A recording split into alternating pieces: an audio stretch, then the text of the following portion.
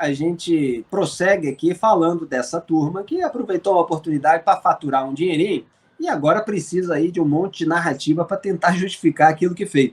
Dinheirinho não, dinheirão, né? Porque cada Rolex ali são centenas de milhares de reais.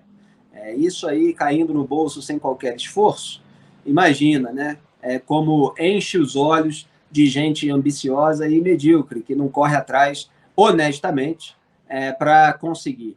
O Frederico Wassef, advogado do Jair e do Flávio Bolsonaro em vários processos, foi alvo de uma operação de busca. Ele estava num restaurante em São Paulo e a Polícia Federal apreendeu 4 celulares dele. Eu achei incrível que o sujeito tivesse 4 celulares com ele num restaurante.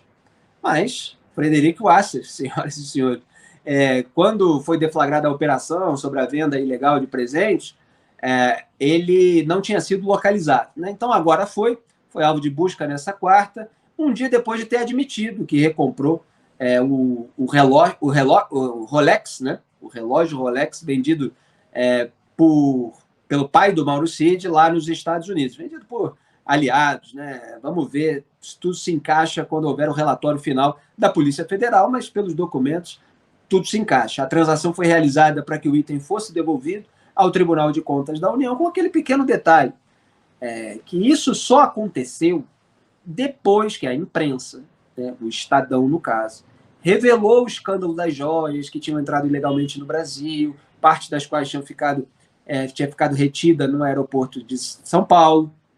Depois que o Tribunal de Contas da União começou a investigação, depois que determinou a devolução dessas joias, de acordo com aquela decisão de 2016, que mostra que joias não são itens personalíssimos, depois que o bolsonarismo tentou enrolar, fingindo que estava tudo no Brasil, e aí o Wassef foi lá nos Estados Unidos comprar para devolver e fingir que nunca tinha saído da mão daquela turma, da comitiva.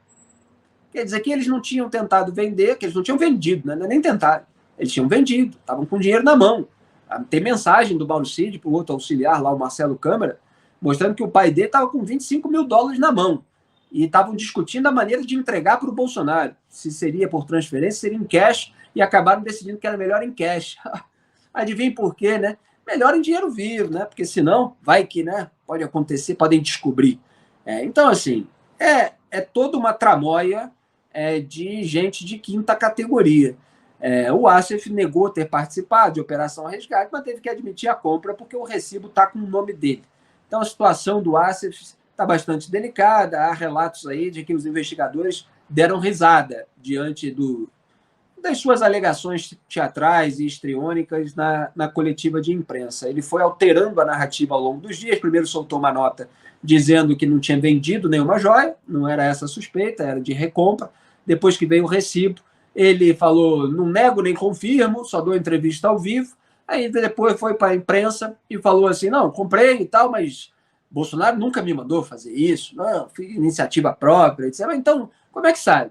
Que é o mesmo Rolex que está lá, como é que ele sabia onde estava, qual o valor, etc. Então, assim, alguma articulação com a turma do Bolsonaro ele tem. E realmente acreditar que o Bolsonaro não deu aval para nada disso, sendo que ele era o presidente atuando no exterior em nome do Brasil, que recebeu Brasil, né, patrimônio público. Esse tipo de presente, quer dizer, é difícil realmente de acreditar. A história vai ficando cada vez mais complicada para o Bolsonaro. E a gente aponta aqui uma exploração petista aqui e ali, mas o que tem de fato concreto já é comprometedor. Então não precisa inventar fake news, Wilson. Não precisa inventar fake news, não precisa inventar narrativa e nem transformar esse episódio numa grande narrativa. Felipe, vamos trazer para o Brasil real. Eu gosto sempre de trazer uma coisa para o Brasil real, porque para a gente ter uma dimensão micro de algo macro. Estou vendo tua estante, você tem vários livros. Eu tenho certeza absoluta que se você... Olha, Wilson, tem um livrinho aqui que eu já li, já reli. Passa na OLX para algum amigo, sabe?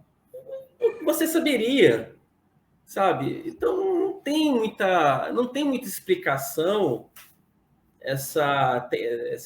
não há muita justificativa essa teoria de que não, eu não sabia, ou foi um terceiro, foi uma outra pessoa, fiz de bom grado, ou eu tive a iniciativa de vender as joias, ou de tentar vender as joias. Não tem muito, sabe? Não para de pé essa justificativa. Sabe? Como você bem falou, a gente está falando de presentes do Estado. Você pode, aí sim, ter uma outra discussão, que eu acho que essa discussão é uma discussão sensata, o item específico era um presente personalíssimo ou não? Aí é outra discussão, né? Aí é um outro debate. O tal do Rolex cravejado de $49 mil que o Assef foi buscar lá nos Estados Unidos, né? Era um presente que ele deveria ser incorporado para a presidência da República ou não deveria ser incorporado? Ele era personalíssimo ou não? E essa aí é uma outra discussão, que inclusive passa ao largo desse processo todo, né? Porque a defesa, né, do ex-presidente, dos seus amigos próximos, né, dos primeiros ali, é que ninguém sabia de nada, entendeu? Então, como ninguém sabia de nada, por exemplo, o Assef foi lá nos Estados Unidos, olha, eu não sabia, eu só sabia que tinha que devolver, então eu fui lá fazer um agrado para o presidente da República, fui lá comprar, tirar pegar minha carteira, assinar um cheque de $49 mil e simplesmente pagar um Rolex sem saber se eu vou receber por esses $49 mil. Quer dizer, então, cada justificativa aqui no Panipé de coisas tão simples, tão triviais, que você pensa, ou essa turma pensa que todo mundo é otário, utilizando um português bem, né, bem explícito, ou essa turma pensa que eu, você, Felipe Kuchet, que todo mundo é otário, ou essa turma tem problema sério de cognição, né, de não conseguir entender que as pessoas vão te pegar na mentira, né, ainda mais numa situação dessa. Então, é isso, Felipe. A verdade é que o Assef, eu vi até um comentarista nessa semana falando sobre o Assef, que ele até brincou que o Assef, eu acho que já ganhou o título de pior advogado do ano por essa tática de defesa. Se não tiver nenhuma revelação, nenhum plot twist, como diz a juventude, essa é uma das estratégias de defesa mais suicidas da vida de jornalista político. Olha que eu já vi muita coisa que não para em pé, mas essa estratégia de defesa do Assef, olha, tá ganhando de longe. Vamos resumir, então, o que está acontecendo no Brasil, como eu fiz no Twitter. Agora falando de maneira genérica, sem apontar um indivíduo específico. Você tem hackers estelionatários de um lado. Você tem corruptos e lavadores de dinheiro. Você tem golpistas envolvidos em peculato. E milhões de brasileiros estão escolhendo lado nessa guerra de gangues. É realmente impressionante que as pessoas precisem disso.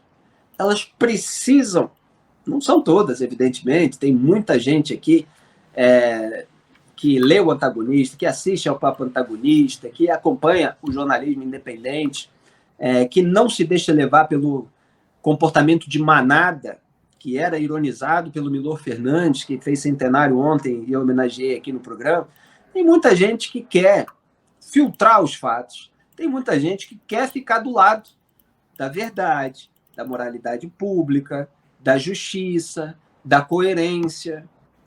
Então, para que você tem que escolher um lado que inclui criminosos, para dizer o mínimo? Então, vamos olhar como cidadãos brasileiros, como gente que não se comporta daquela maneira, o que a gente pode extrair desse circo todo? O que se confirma, o que merece mais ou menos credibilidade? Quer dizer, não vamos abandonar o exercício da inteligência.